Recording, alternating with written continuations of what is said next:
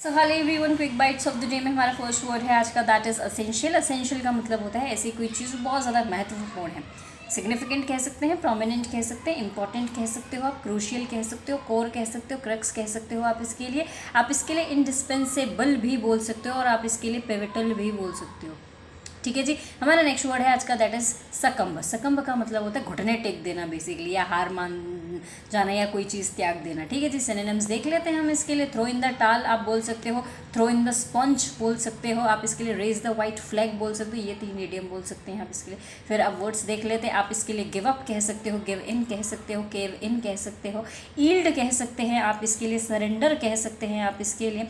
फिर आप इसके लिए जो है, जब कोई चीज़ त्याग दी है आपने, तो ये ऑफकोर्स आप इसके लिए डेजर्ट कह सकते हो, लीव कह सकते हो, छोड़ दिया आपने किसी चीज़ को।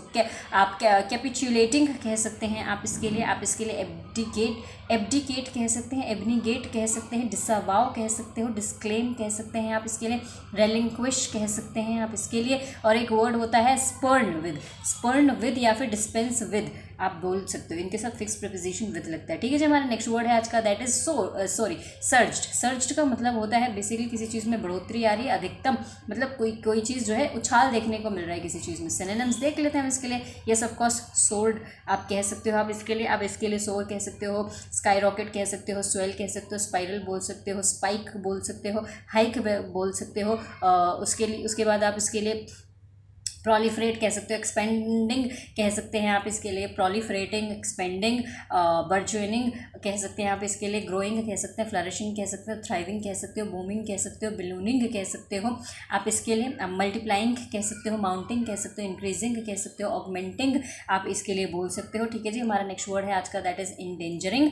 इंडेंजरिंग में डेंजर आ रहा है, डेंजर का मतलब ही खतरा होता है, तो इंडेंजर का मतलब क्या हो गया, इंडेंजरिंग का मतलब क्या हो गया, कोई चीज़ खतरनाक है।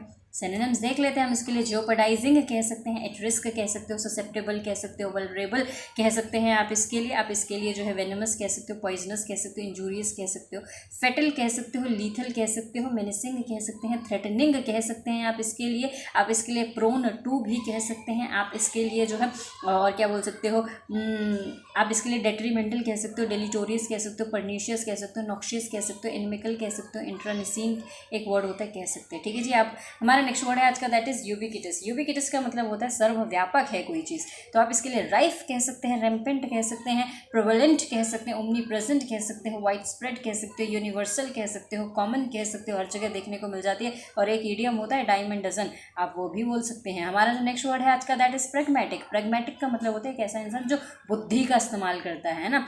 सो आप इसके लिए वाइस कह सकते हो, केनी कह सकते हो, डेक्स्ट्रस कह सकते हो, डेफ्ट कह सकते हो, आप इसके लिए लॉजिकल कह सकते हो, रैशनल कह सकते हो, श्रूड कह सकते हो, प्रूडेंट कह सकते हो, सगेशियस कह सकते हो, जुडिशियस कह सकते हो, इंटेलिजेंट कह सकते हैं आप इसके लिए, विटी कह सकते हैं आप इसके लिए।